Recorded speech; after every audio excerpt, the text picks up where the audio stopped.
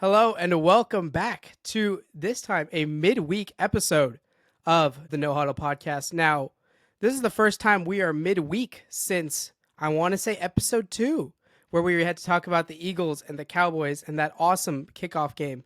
But today, we are here after a crazy start to week 6 on Thursday Night Football, where the New York Football Giants knocked out the Philadelphia Eagles in MetLife 34-17. It was an absolutely crazy game, and for starters, great for Giants fans. I mean, this was a 1-4 team coming off a loss to the New Orleans Saints. It was a brutal stretch for them after having that amazing game where they were able to win against the Chargers, and they ended up getting smacked by the Saints. So it's like, oh, whatever. It was a one-game thing. A rookie quarterback getting a start. And I don't know how many people believed in the Giants this week, but 90 minutes before kickoff, we got the news that Jalen Carter was out. And in my head, I went, oh, we have a game tonight. And, I guess I was wrong because, frankly, I thought the Giants maybe could keep this close, maybe sneak out a last-second win with Carter being out. But no, instead, they put absolute belt to the Philadelphia Eagles, 34-17 once again. Basic stats for the game, of course, we have Jackson Dart going for 195 yards and a touchdown through the air and about another 50 yards through the ground. Cam Scadaboo, CTE man himself, 20 carries, nearly 100 yards, and 3 scores. Good for anybody who started him in fantasy this week or had him. I did not draft him in fantasy in any of my leagues, so, who am I? Because I like Tyrone Tracy. I was wrong. Jalen Hurts, 33 pass attempts, which, I think for all the Eagles fans, I think they know anytime you see Jalen Hurts with over 30 pass attempts, probably means the game didn't go your way. Nearly 300 yards, a touchdown, and an absolutely brutal backbreaking interception that we will talk about more in a bit. Saquon, 12 carries, 58 yards, only 12 carries against his former team in a game where he had dominated them twice last year. And, put his mark. It was the revenge games. And a lot of people, by the way, bet on Saquon over. I thought that was crazy for Saquon rushing yards, knowing that Giants defensive line and how the Eagles have been running the ball. But Saquon didn't really have much going. Dallas Goedert had an amazing game. He was really the only reliable pass catcher for the Eagles outside of A.J. Brown. Now, let's get on into it for the Giants, because it's nice to talk about some positivity on the show. I feel like I always have to lead with, the Eagles or the Chiefs, and if they lost, the main focus is, well, they lost, let's talk about that. But I am going to talk about some really, really fun football for the New York Giants, which I don't know when was the last time that was said. And how about Jackson freaking Dart? Now, you see the stats that I read. Those in themselves are pretty impressive, especially when playing a team like Philadelphia. But the stats don't do it justice. He was playing amazing out there. He had beautiful floater balls, extremely clutch on third down. I think at one point they were 8 of 11, which led to them getting that early lead and finding a way to get the lead in the second half. And his ability to evade pressure in this game was unbelievable, especially in the first 2 drives. Him finding ways to get out of the pocket when that Eagles defensive line was just absolutely bearing down on him, and it's dancing and finding a way. And that, especially that second touchdown to Wan'Dale Robinson, oh my. I think everyone watched that and was like, I think Jackson Dart might have just arrived, because that was truly special. Most quarterbacks in the league don't make that play. I think most quarterbacks in the league get rid of that ball. Their coach tells them it's all right, we'll live another down and kick the field goal. But for Jackson Dart, that was truly, truly special. And for a Giants team that really doesn't have a great offensive line outside of their left tackle, they really need their quarterback to be able to make plays like that in the pocket, find a way to get positive yardage, even when there's just absolutely no protection at all. And it seems like Jackson Dart's fit for the billing. Now, Cam Scadaboo, CTE man, as I mentioned. Gotta love him. And he genuinely looks like a really, really good running back in this league. I think it was a meme with Cam Scadaboo for the first few weeks where it's like, oh yeah, rah, rah, rah. Go, caveman, go take ball. But after watching that Eagles game, no, he's just really, really good. His ability to find a way to get 4 to 5 yards, it's like Brian Robinson for my Niners, and when he was with Washington, just if the ability in this, if you can get at least 5 yards or right around 4 to 5 yards at any carry, that gives a team so much momentum, the ability to control the ball and keep moving the ball, kill clock. It's huge. And what he gives that Brian Robinson doesn't give is he gives that big explosive factor, and we saw it at the end of the fourth or near the end of the fourth quarter when the Giants were just trying to kill clock. Like he has a bit of a burst to him. He is, I hate to use it, he's pretty sneaky athletic. He really does. He can get up to a big burst of speed if there's a hole for him to attack. And a guy like Cam Skattebo is really rare to find in this sort of in the NFL nowadays. He finds the first defender, and instead of trying to juke him out, instead of trying to be elusive or necessarily just trying to run into him and get a few yards, no, he fully lowers the shoulder and is like, okay, you and I are going to war today, and let's see, one of us is going to end up on the ground dead, the other one's going to be up, and every time Cam Skattebo finds a way to be the guy up. It is really, really fun to watch, and it is going to make him one of the most fun running backs in the league for however long his body holds up, because I don't know how long that's going to be, but for however long we get to that, it's going to be fun. My big overreaction for the Giants this week and Cam Skattebo is that he reminds me a lot of Jerome Bettis, which is extremely high praise. If you know ball, you know Jerome Bettis. That is one of the better running backs in league history. Played 13 seasons. He was a beast with the Steelers. Ended up I think, if I remember correctly, retired on a Super Bowl win. Like, to be associated with Jerome Bettis is a high honor. And he gives me Jerome Bettis vibes in like the best way possible. Just his ability to just be the bigger guy on the field every time, even if he isn't actually the bigger guy. It's so much fun. Their receiving core, of course, Malik Neighbors tearing his ACL in that Chargers game. We knew that would affect them a lot, but give a lot of credit to their receivers stepping up. Little Jordan Humphrey off the practice squad. He was elevated like a day before kickoff, and he was actually really important in this game. Not just like that big third down conversion on that first drive where he just mossed a guy. He was really, really important on run blocking too. Like Cam Skattebo had a really nice 10-yard run to the outside, and it was all because of a nice chip block that he had on a Eagles outside pass rusher.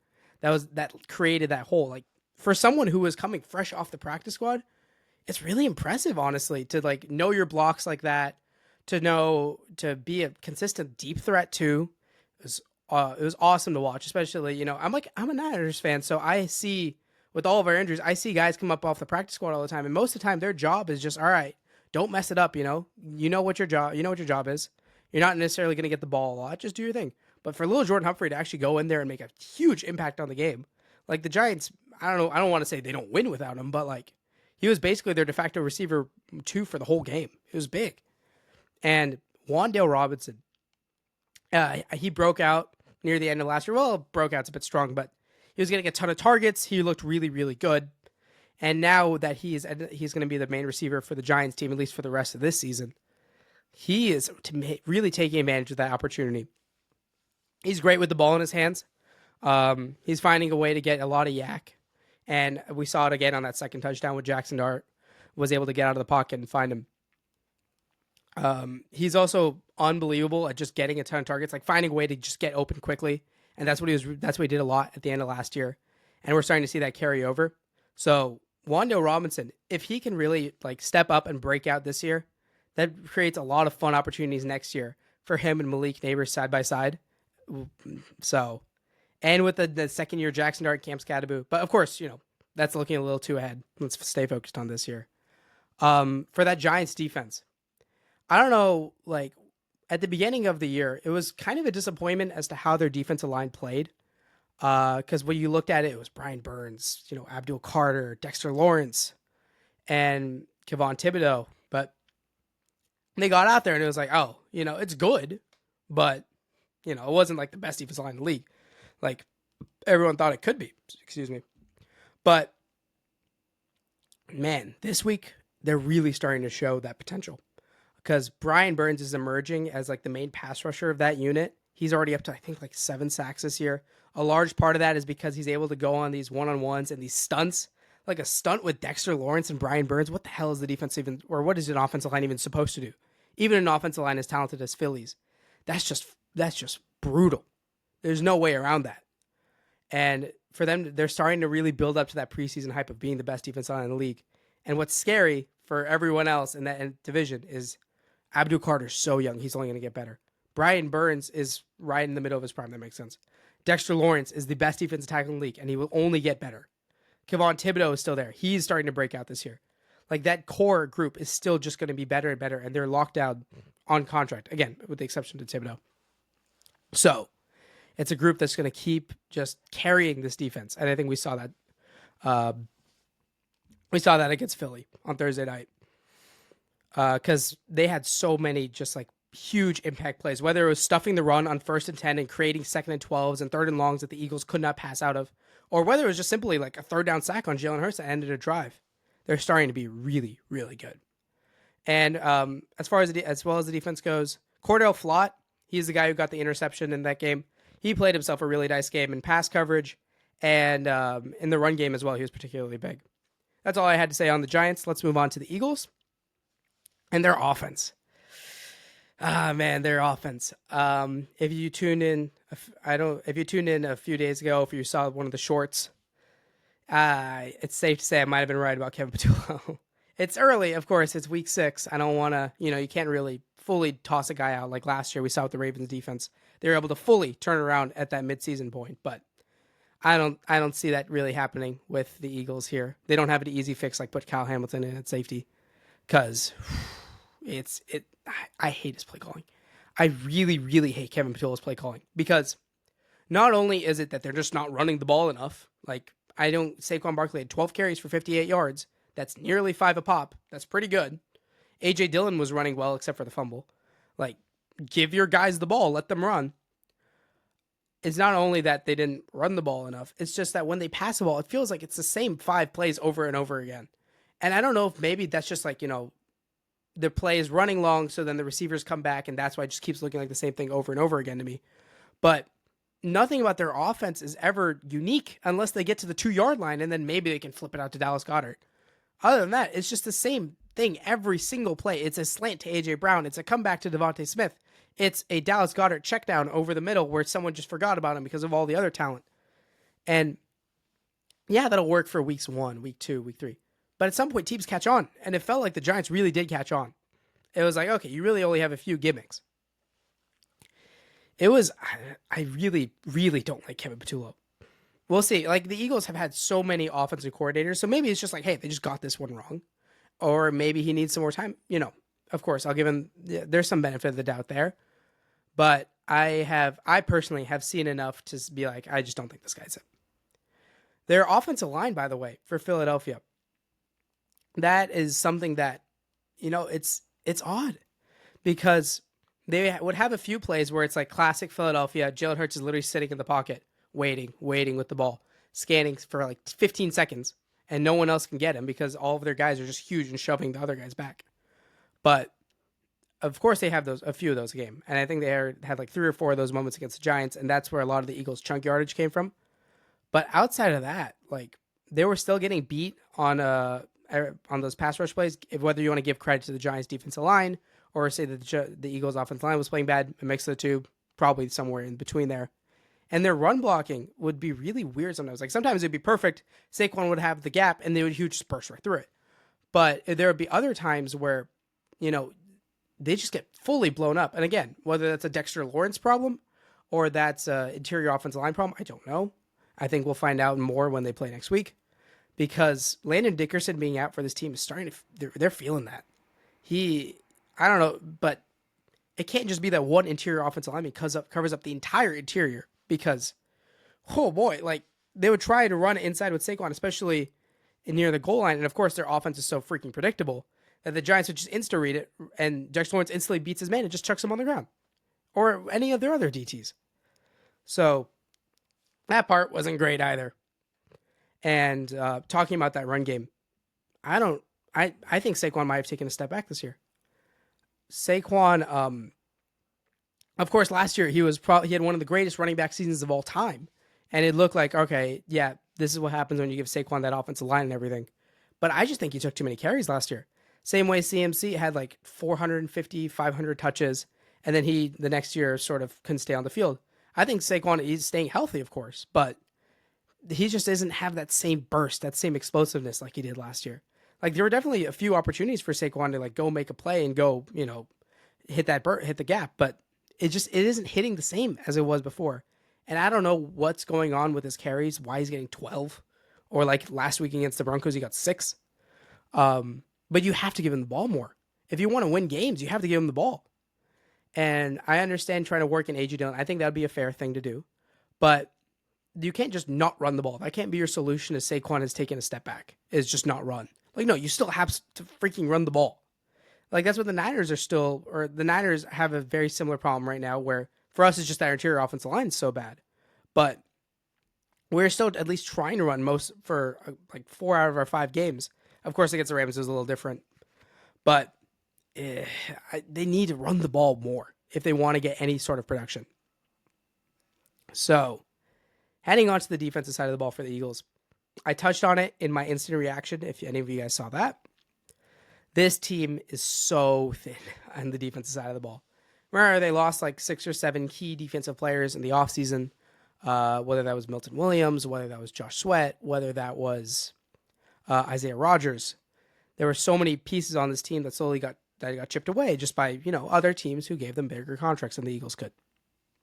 And what that has created, it is a team that is dependent on like 7 players. And if those 7 guys aren't up, it's brutal.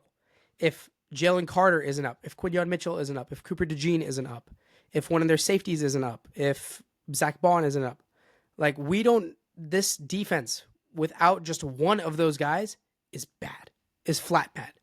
And with Vic Fangio, like he's a great defensive coordinator when he has all of his guys and his pieces. But Vic Fangio can't do the things that he really likes to do. And we've seen Vic Fangio struggle in the modern NFL whenever he doesn't have like that picture perfect defense. So I don't know how I feel about that because it's the modern NFL. Like every team is dealing with injuries. Last year, of course, Philadelphia didn't have this problem at all. All of their guys, for the most part, were healthy outside of Nakobe Dean. But Philadelphia this year, they really are just one injury away every game. And for them, when Jalen Carter got ruled out, I'm gonna be honest, I threw money on the Giants. I threw money on the Giants. I waited until they kicked that field goal, and then I got the Giants plus 8.5, and that was a very easy cash. Just because that pass rush doesn't really work the way it should without Jalen Carter. Their run defense doesn't work the way it should. Like so many times where Jackson Dart was able to just chill in the pocket or like just run and go make a play. That's a different result without Jalen Carter. But you can't say, well, it's okay. The Eagles will just get healthy because your whole defense can't be based around one player and being out there or not because it's the NFL. Guys are going to go down. The Niners don't have Nick Bosa right now. The Giants didn't have Malik Neighbors. He's going to be done for the year. Like, you can't survive, right, you can't survive without depth. And the Rams are, by the way, very similar thing going with them. If they're also just 1 or 2 injuries away, always, from having their season brutally cut. And that Eagles defense, speaking of injuries, that corner room for them is also extremely thin. When Quinyon went out and it was Adoree Jackson out there, you could tell that Brian Dable's eyes just lit up. He knew where he was going with the ball every single time. And every single one of Jackson Dart's throws, I felt like in the second half, was always towards his side of the field. He saw that matchup every time. He's like, oh, I'll take that. All right. Barbecue chicken. They really need to make a move for a quarter at the deadline if they want to contend. Because they can't be one Quinyon or Cooper DeJean injury away from just having no secondary at all. So that Eagles defense, again, insane on paper. It is, of course, absurdly good with Jihad Campbell, with Zach Bond, with Quinyon, with Jalen Carter, with Jordan Davis, with Nolan Smith. Like, there's all these dudes out there. But remove just 1 or 2 of them, and the house of cards falls down.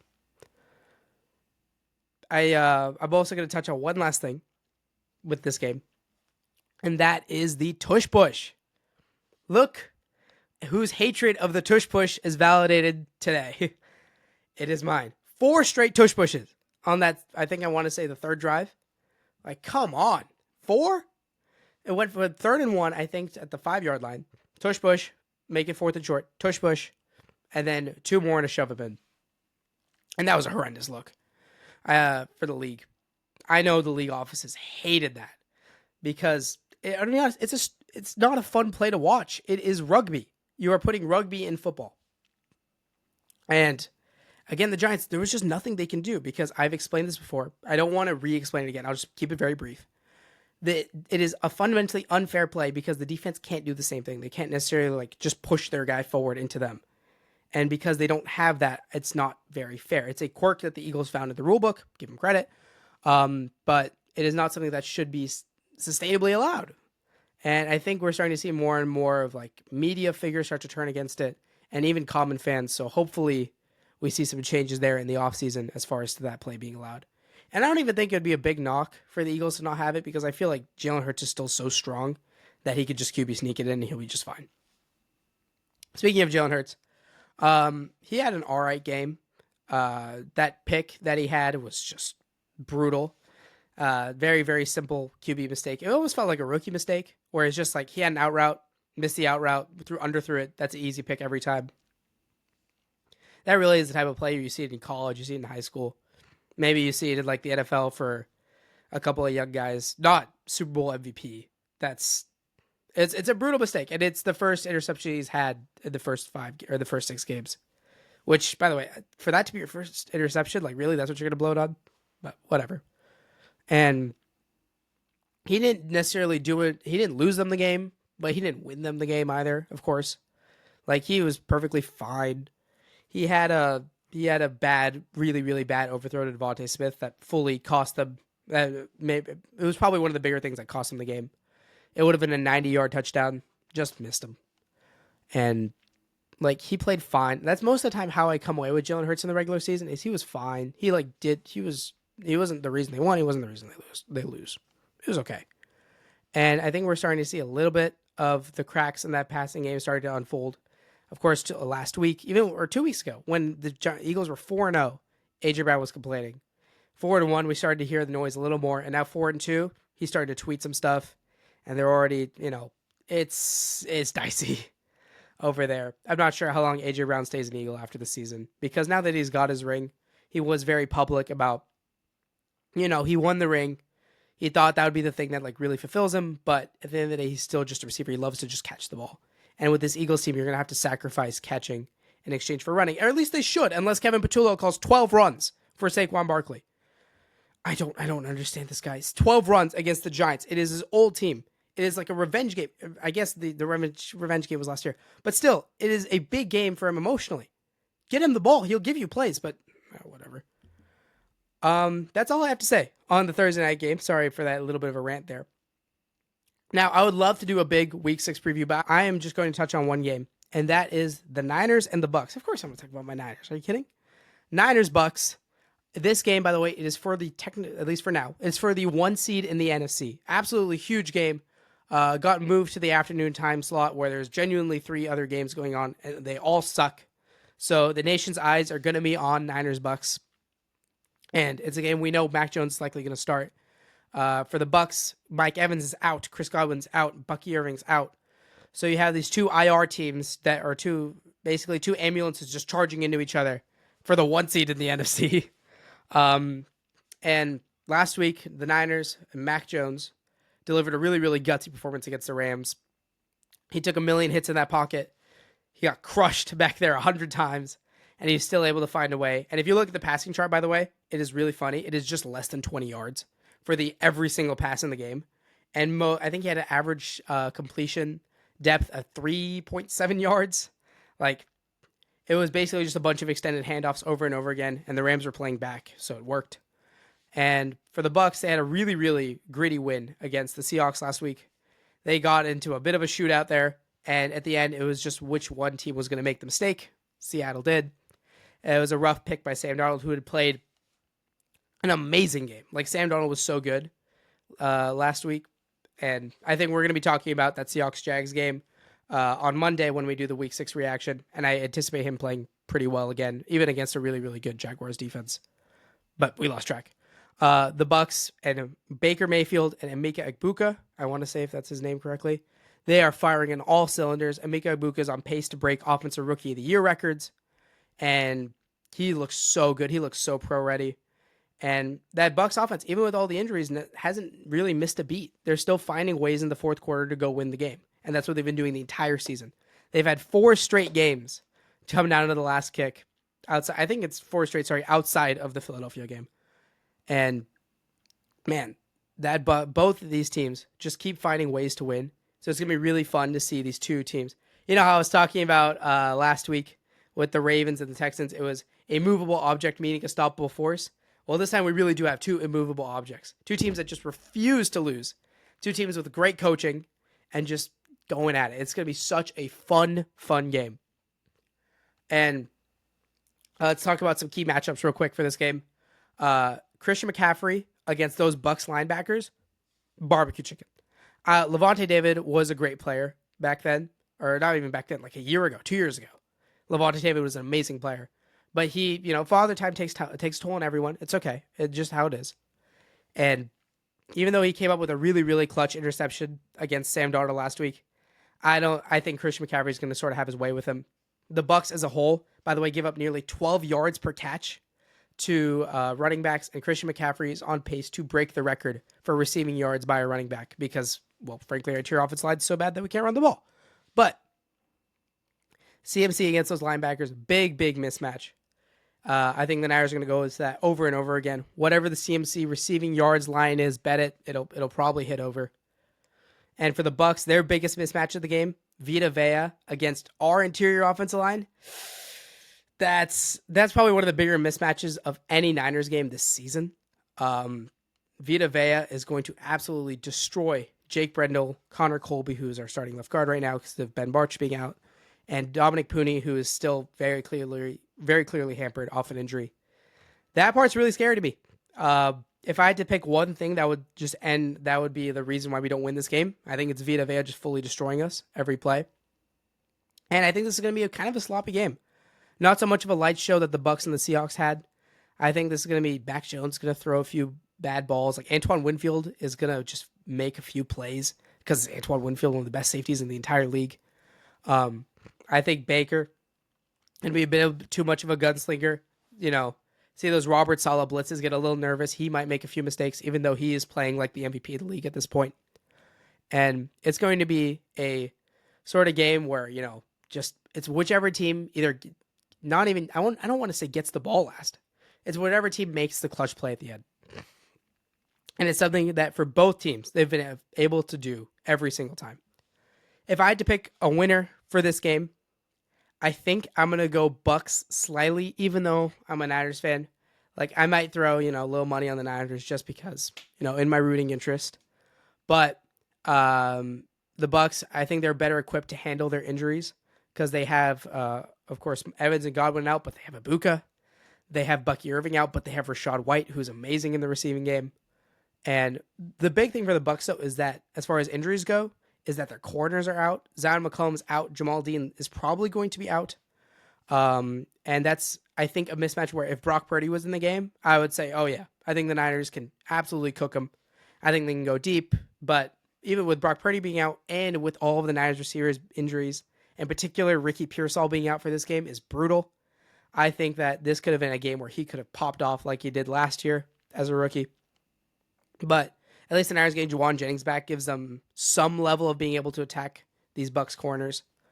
But with Brock being out, not really being able to attack the field deep, with Vita Vea and that defensive line probably cooking us, and with Baker Mayfield against what is a very, very young defense for us, I think that he's going to be able to find a way because our young players, they're still very, very raw. They make rookie mistakes. I think that he's going to attack D Winters in a lot because D Winters is an extremely talented player. I love him. He is the new Greenlaw for us. But D Winters, he peaks a lot in that backfield. I've seen it on tape. He's he keeps trying to make the play early and good quarterbacks are taking advantage of it. Matthew Stafford took advantage of it a good bit last week. So that makes me nervous. This whole game makes me nervous as a Niners fan. But hey, last week against the Rams, I thought we were fully dead to rights. I thought that we'd be done by the half, but I was way wrong. So who knows? Maybe this Niners team shocks me and we find a way to win. But I think I'm going to lean towards Bucs in a very, very close, gritty game. If I had to pick a score, I'd say like 20-17 or something like that. Even though that Bucs offense can fly, I just think that it's going to be just like one of those games. A lot of field goals on both sides, something like that. Maybe not 20-17 then. Maybe like, I don't know, 17-13. Anyway where it just involves a lot of field goals.